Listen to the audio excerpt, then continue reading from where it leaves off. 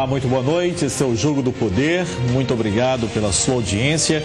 E antes de começar o programa, eu queria, de forma muito especial, agradecer a todos vocês, em todos os rincões do Brasil que nos assistem, pela sua audiência e por ter nos acompanhado durante este ano.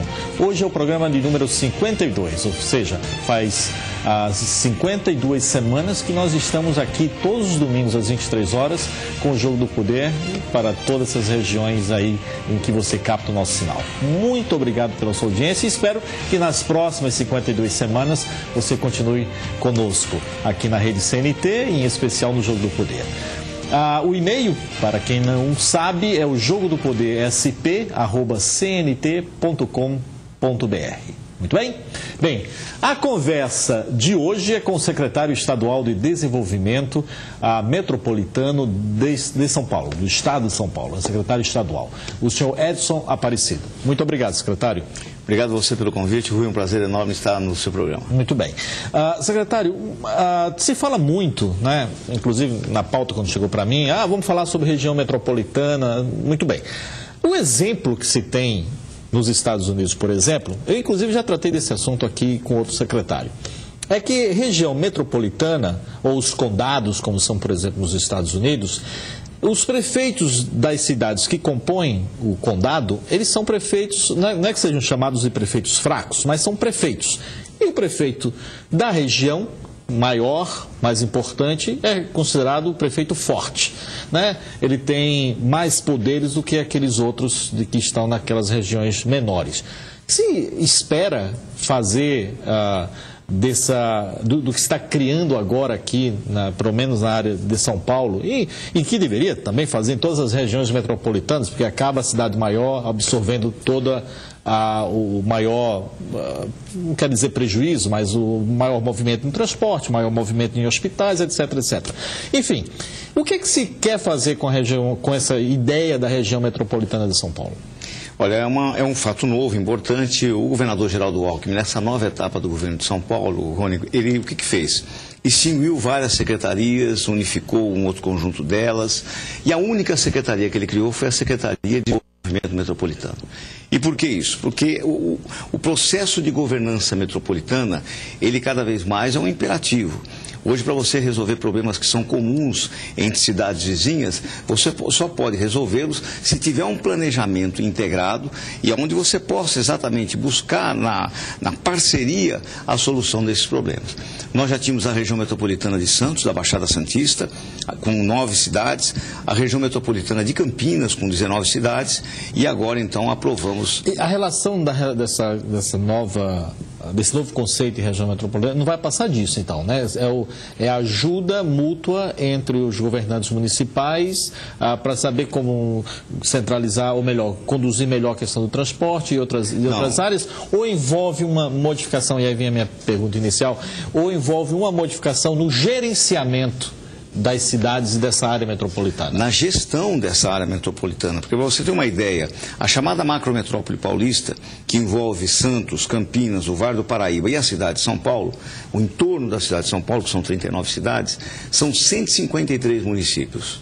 Esses 153 municípios têm 76% da população do estado de São Paulo, ou seja, 31 milhões dos 41 milhões de habitantes aqui do nosso estado. 80% do PIB paulista e cerca de 30% do PIB nacional. Então, portanto, os grandes desafios de mobilidade, de logística, de tratamento de lixo, de combate às enchentes, eles estão localizados nessas grandes regiões.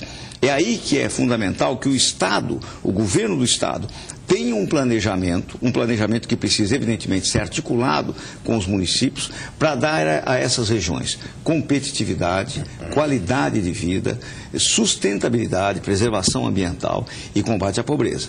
É dessa maneira que nós vamos dar a essas regiões a possibilidade, não que elas façam competição com outras regiões metropolitanas do país, né? Nós não queremos que São Paulo faça competição com o Rio de Janeiro, com Belo Horizonte, com Curitiba, com Recife.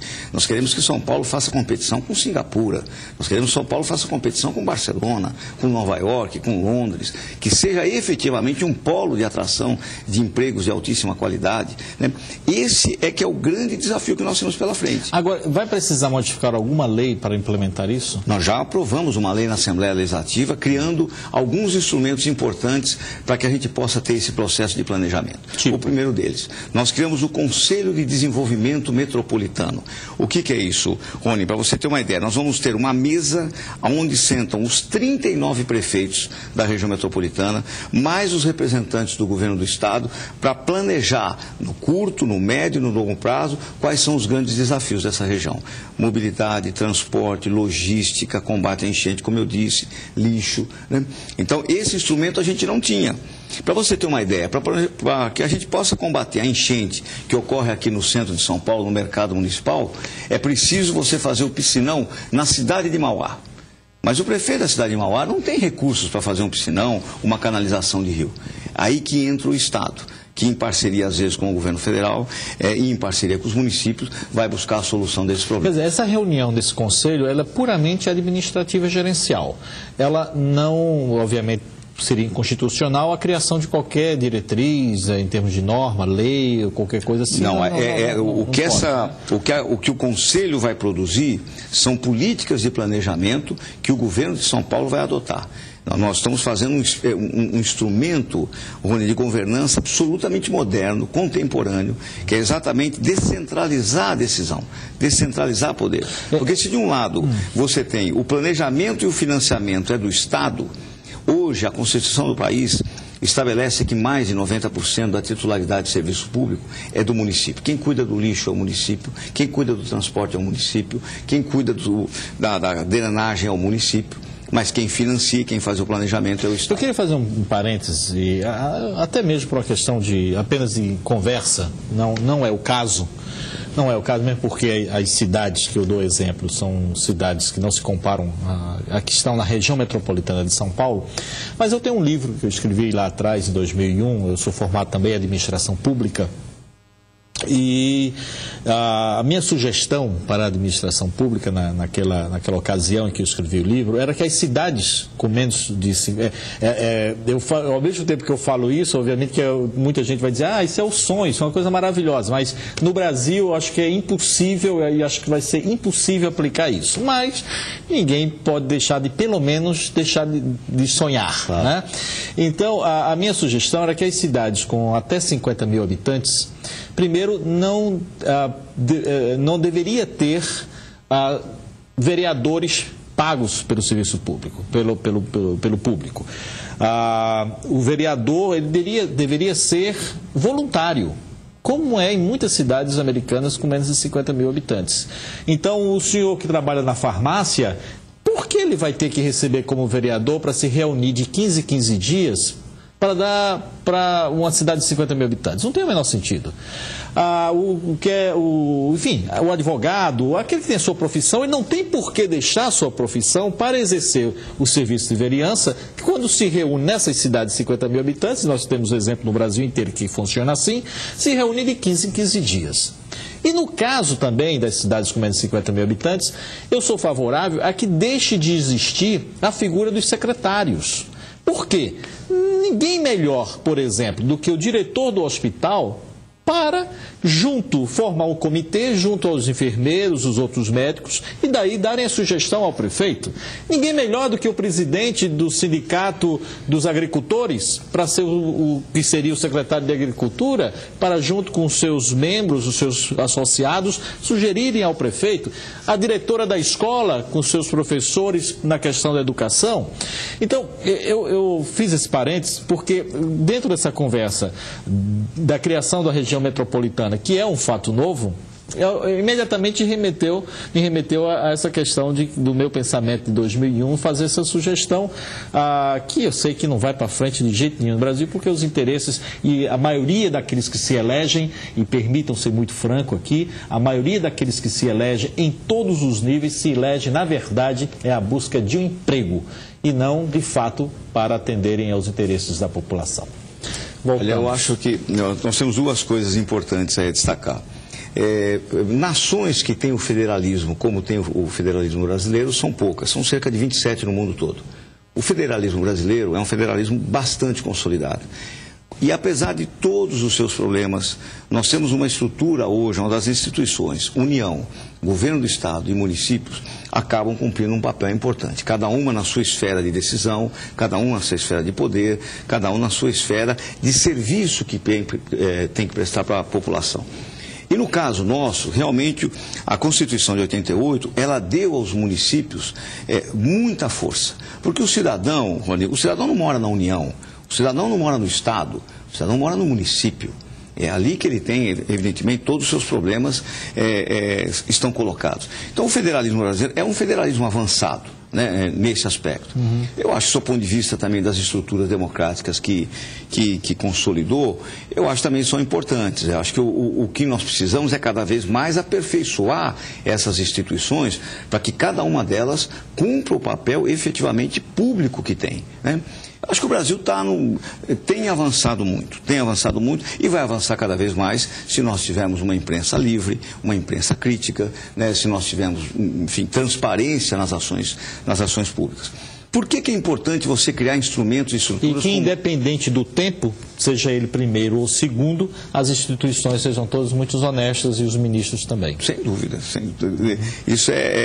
Isso não é qualidade, isso é condição sine qua non, né? Eu sou deputado federal, né? Eu estou no meu 4º mandato, né? Acho que você tem uma visão de país, se você tem uma visão de Estado, se você tem uma visão de público, de serviço público, de prestar o serviço à sociedade e à população, eu acho que quando você começa a juntar isso tudo com uma imprensa de qualidade, enfim, com essas instituições fortes, o país avança.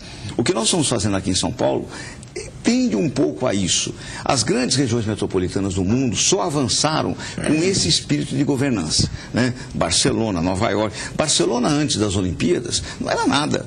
Era uma cidade voltada de costas para o mar.